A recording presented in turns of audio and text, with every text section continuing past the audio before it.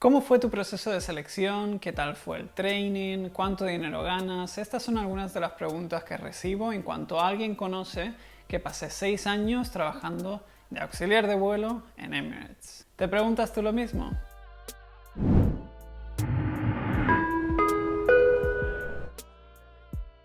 Hola a todos y bienvenidos de vuelta a mi canal, donde puedes encontrar información útil sobre ser auxiliar de vuelo y el día a día sobre ello. En el vídeo de hoy voy a hablar sobre mi experiencia de Emirates, sobre todo desde el momento que me dijeron que había sido seleccionado hasta más o menos unos meses de estar trabajando en la compañía. ¿Cómo conseguí el trabajo? Mi anécdota es que en realidad yo nunca busqué estar trabajando en Emirates. Es más, el proceso de selección mío fue por allí por el 2007, o sea, ya hace bastante tiempo. Y por aquel entonces yo trabajaba para una compañía llamada Vueling, que en aquellos años básicamente esta compañía, bueno, había abierto base y operaciones en Barcelona. Y bueno, no estaba descontento, pero precisamente no estaba mirando ni buscando por algún otro trabajo. Y no conocía mucho más de Emirates tampoco. Emirates en España, sobre todo en el 2007, no era una compañía muy conocida y las únicas personas que más o menos sabían de esta compañía o habían escuchado algo eran aquellos que ya llevaban años en la aviación. Y bueno, por aquel entonces no era mi caso. En mi situación yo recibí la llamada de una amiga mía, esto fue un viernes por la tarde más o menos, y me dijo que Emirates venía, iban a hacer una jornada de puertas abiertas, o como le llaman ellos, Open Day. Esto iba a ser un lunes y ella me estaba llamando el viernes diciéndome que por favor me preparara, hiciera mi currículum y demás, y que la acompañase porque ella no quería ir sola, le daba mucha vergüenza y bueno, quería probar y quería que fuese con ella. La jornada de puertas abiertas se iba a celebrar en un hotel que estaba detrás de mi casa. Al principio no estaba nada interesado, no sabía nada de la compañía, tampoco estaba buscando ningún trabajo como ya dije anteriormente, pero mi amiga, siendo bastante insistente y dado que la jornada de puertas abiertas se daba en un hotel que estaba detrás de mi casa, al final acabó convenciéndome y bueno, pues fui con ella. Al llegar el lunes por la mañana nos dimos cuenta que había más de 200 candidatos esperando en el lobby del hotel.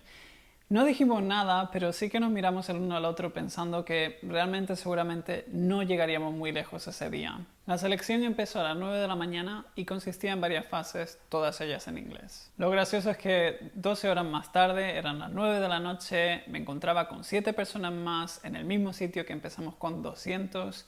Éramos los finalistas de ese día y la verdad que me pareció algo irreal, que no me lo creía y que, atención al dato, todavía no sabía qué tipo de compañía era esta. Al día siguiente tuve mi entrevista personal, de nuevo todo en inglés, y ahí es donde me preguntaron ejemplos específicos sobre situaciones que se me habían dado anteriormente en mi vida laboral o vida personal. Recuerdo que por aquel entonces, ya estamos hablando de hace 10 años, mi inglés no era tan fluido o desarrollado como lo es ahora hoy en día. Así que recuerdo que sí que me costó algo de esfuerzo el tener que poner las palabras juntas, entender lo que me estaban diciendo y dar un ejemplo eficaz para lo que estaban buscando de mí. Al terminar ese día me dijeron que me darían una respuesta final sobre mi proceso de selección en aproximadamente 6 semanas desde ahí.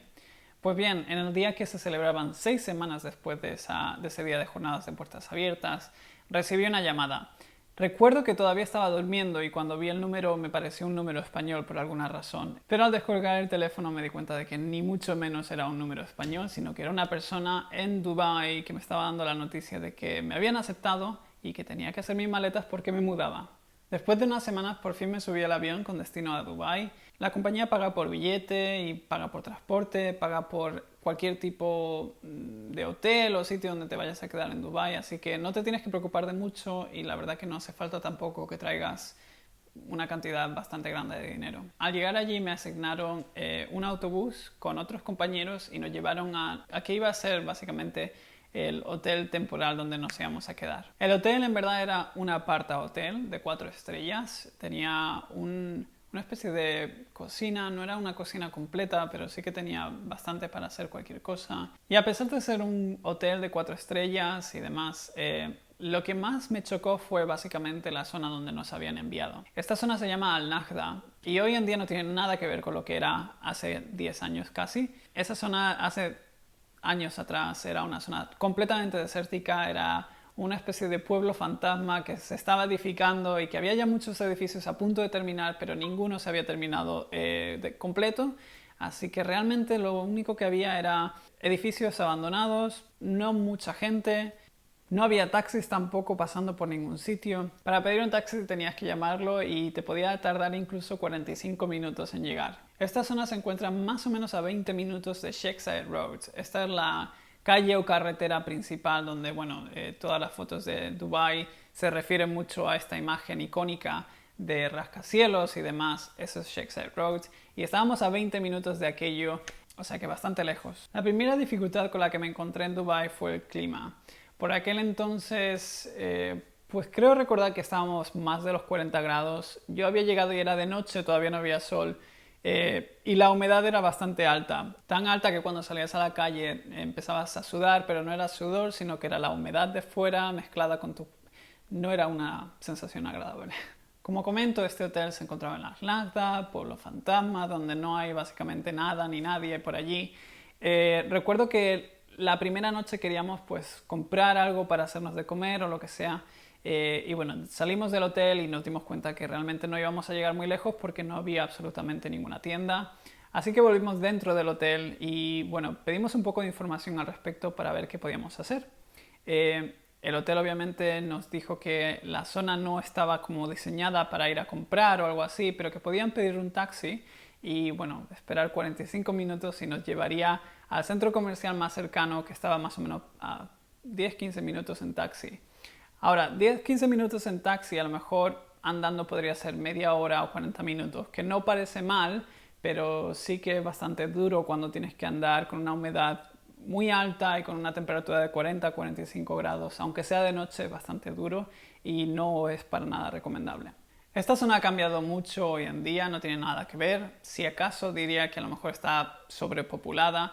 Es una zona barata para vivir en comparación bueno, un poco a los estándares y niveles de Dubái, así que mucha gente vive allí porque paga menos de alquiler y vale más barato vivir allí que vivir en el centro de Dubái o en otras zonas que son un poco más turísticas o un poco más de clase alta. El proceso de formación. Bueno, el proceso de formación es más o menos unas 6 semanas.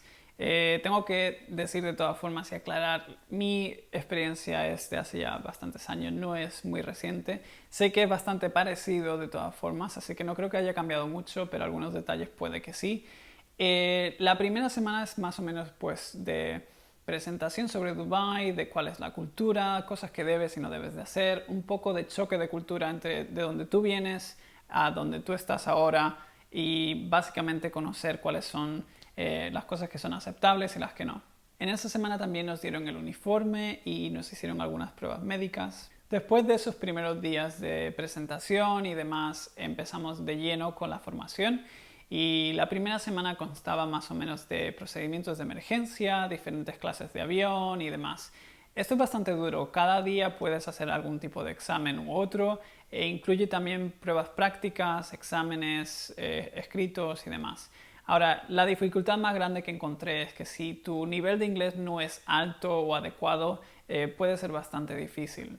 Después de más o menos un par de semanas empezamos una semana de primeros auxilios.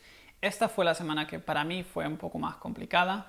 Constaba de conocimientos muy específicos sobre primeros auxilios que a lo mejor no había parado a pensar anteriormente o a lo mejor no tenía tanto conocimiento como pensaba. Y por último, las 2 semanas son de servicio. Servicio a bordo es algo que se presta la máxima atención en cada día y rutinariamente en Emirates. El servicio lo es todo para Emirates y se aseguran que tú pienses de la misma forma que ellos. Durante esta etapa de formación o training, como le suelen llamar, me di cuenta de por qué son tan peculiares a la hora de elegir una persona u otra en el proceso de selección. Para ir sobre todo esta situación y lo que es mudarse a un país tan diferente y pasar sobre la formación y demás, se requiere un carácter muy único y no para nada típico de cualquier otra persona. No creo que cualquiera sea capaz de mudarse a un continente tan diferente sin ningún tipo de amigo de infancia, sin ningún tipo de familiar, hablando seguramente en una lengua que no es la tuya. Y bueno, pasando por dificultades básicamente a diario, sobre todo en las primeras semanas. Así que entiendo ahora por qué son tan difíciles, digamos, por ponerlo de alguna forma, en su proceso de selección. Y bueno, por fin después de 6 semanas acabé con la graduación. La graduación es cuando te dan, pues digamos, las alas, te dan la licencia, te dan todo para poder empezar a trabajar, empezar a volar y demás. Hoy en día sé que la graduación no se hace al terminar el training, sino que se esperan los 6 meses de prueba de tu contrato para darte la graduación, la felicitación y que ya por fin seas oficialmente auxiliar de vuelo de Emirates. Durante ese día de mi graduación fue también cuando recibí mi primer roster o programación o como le quieran llamar. Yo a partir de ahora le voy a llamar roster para que, bueno, te acostumbres. Y el roster tenía destinos bastante peculiares. Los primeros 2 vuelos son los vuelos de Supernumerary Flights, que quiere decir vuelos de familiarización básicamente. Son vuelos cortos, ida y vuelta, no te quedas a dormir allí o nada de eso. Y fue uno a Pakistán, creo, y el otro fue a Arabia Saudí. No recuerdo muy bien, creo que he bloqueado esa memoria. No es que fuese un infierno, pero sí que fue un choque bastante difícil para mí. Teniendo en cuenta que había volado en Europa anteriormente, tenía una expectativa muy diferente a lo que iba a ser en los vuelos. No había lidiado con una cultura tan diferente a la mía. Así que sí que fue algo peculiar. Otros destinos que también tuve en ese roster fue también Japón, Nigeria y la isla Mauricio. En general, la verdad que estaba bastante contento, pero sí que me di cuenta de que la experiencia iba a ser tan diferente y nada que ver a lo que a lo mejor había pensado o me había imaginado. Y bueno, sé que muchos estáis esperando a saber sobre esto, así que no me voy a demorar mucho más y voy a empezar a hablar de ello. Sueldo. ¿Qué tal se paga en Emirates? Bueno, en realidad la verdad es que pagan bastante bien. Comparando a lo que cobraba en Europa está bastante bien. La diferencia en Emirates es que se te paga básicamente todo. No tienes que pagar alquiler, no tienes que pagar agua, no tienes que pagar electricidad, ni siquiera transporte para ir a trabajar, ni nada de eso. Esto quiere decir que realmente el sueldo que recibía era completamente para mí, no me tenía que preocupar de nada e incluso no tenía que pagar impuestos sobre ello. Durante mi tiempo trabajando en clase Economy, que es donde todo el mundo tiene que empezar, yo cobraba alrededor de más o menos los 8.000 dirhams. Esto se traduce en una cifra muy aproximada de más o menos 1.800 euros o 2.000 dólares americanos. A esto también le podemos añadir una media de 200 euros mensuales que recibías una vez que llegabas a hoteles en diferentes países y te daban una especie de sobre. En ese sobre había dinero local del país en cuestión. Cada vez que promociones de clase, quiere decir, por ejemplo, cuando pasas de economy a business o de business a first class y demás, se te suele incrementar el sueldo de nuevo en una media más o menos de 200 euros. Estas son cantidades muy generales. Que yo diga que estas son las cantidades que fueron en mi experiencia personal no quiere decir que todo el mundo haya cobrado lo mismo. Depende de muchas cosas, si tienes vacaciones, si vuelas menos, si te quedas en hoteles, como he dicho, porque al llegar en un hotel pues te dan más dinero. Si no haces paradas nocturnas, por ejemplo, en diferentes hoteles, ese dinero nunca te va a llegar, así que vas a cobrar menos también.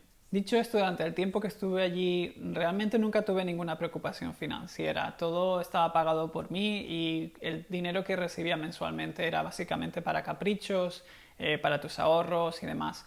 Hay gente que, bueno, fue muy lista y supo ahorrar bien y han tenido ahora propiedades y demás y siguen haciendo algún tipo de negocio y generando, pues de alguna forma, alguna cantidad de dinero que llega a ellos mensualmente. También se dice que la vida en Dubái es bastante cara y que aún así de tener un sueldo generoso en Emirates a veces puede ser un poco difícil. A eso tengo que añadir que es verdad, la vida en Dubái es bastante cara y sobre todo si la comparas con diferentes países. Pero de nuevo, esto depende mucho de ti. Si vas a salir cada día o cada fin de semana o vas a estar con amigos en algún centro comercial u otro, obviamente vas a gastar más y ahí es donde puedes tener algún tipo de problema. También me di cuenta de que, bueno, al tener más tiempo libre, realmente te quieres distraer de alguna forma u otra y acabas gastando más dinero de que a lo mejor te des cuenta. Pasemos a hablar ahora de los pasajeros. Una de las creencias más populares que escucho sobre la gente es que piensan que los pasajeros en Emirates son, pues bueno, de clase media alta, muy educados, muy agradecidos por el servicio a bordo y demás. Lamentablemente esto no es para nada la realidad. Los pasajeros cambian mucho dependiendo de qué tipo de cultura, de qué tipo de destino vas. Por ejemplo, en Japón es bastante común el recoger antes de irse.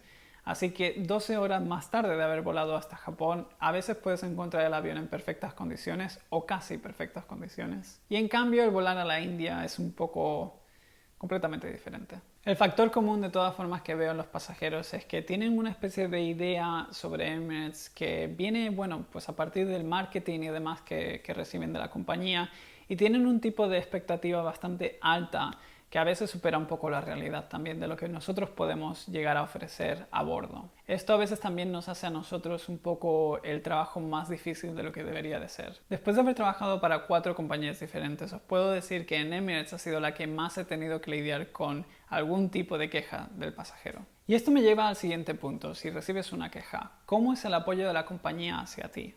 La realidad es que encontré poco apoyo por parte de mis jefes en situaciones que a lo mejor sí deberían de haberme ayudado de alguna forma u otra.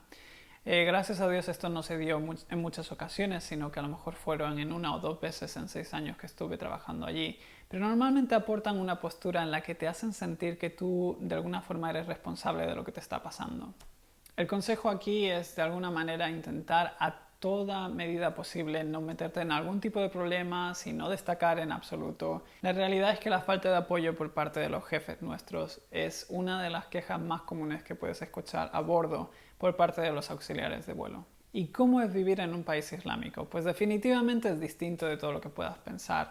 Realmente lleva algún tipo de tiempo de ajuste básicamente necesario para ti, para entender un poco cuál es la cultura, para entender un poco la creencia y también saber cómo comportarte de puertas para afuera, sobre todo. Muchas de las cosas que a lo mejor en tu país consideras comportamiento normal o aceptable, en Dubái a lo mejor no lo es y es considerado algún tipo de falta leve. Así que siempre hay que tener algún tipo de alerta mental de saber cómo comportarse en público. Aún así, después de estar viviendo unos meses allí, considero que no me era difícil hacer una vida normal, pero esto puede cambiar de persona en persona. Y entonces, para cerrar, ¿lo recomiendo? Bueno, la realidad a veces es bastante distinta a la percepción que podemos tener de algo en cuestión.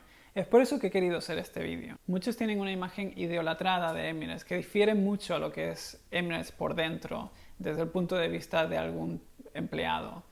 Al fin y al cabo es un trabajo, con cosas buenas y con cosas que a lo mejor no lo son tanto y que quizás tendrían que pensar en cambiar. En mi caso, como he mencionado hasta ahora, estuve trabajando 6 años y no creo que pudiese haber hecho 6 años si no estuviese de alguna manera contento. Como he dicho también, es un trabajo, tendrá cosas que te guste y cosas que no. Durante esos 6 años tuve muchos altibajos, algún día me despertaba diciendo que amaba lo que estaba haciendo y algunos otros días a lo mejor me despertaba diciendo que ese iba a ser el día en que iba a hacer mis maletas y irme de vuelta a España. Pero aún así, considerando todo lo que parece difícil o cosas que a lo mejor en su momento fueron experiencias que fueron duras quizás, creo que ha sido una experiencia que no para nada me puedo arrepentir de ella, sino que es más, me siento bastante orgulloso de haberla tenido y completamente lo puedo recomendar a cualquiera que lo tenga en mente. Vea por ello. Algo que siempre digo cuando alguien me pregunta sobre mi experiencia en Emirates es que la persona que soy hoy en día se lo debo a ellos. Así que me siento bastante orgulloso de haber pasado por allí. Y eso es todo por hoy. No olvides de suscribirte si no lo has hecho, de comentar cualquier cosa e incluso preguntar a lo mejor algo que no he mencionado en este vídeo. Hasta la próxima. Chao.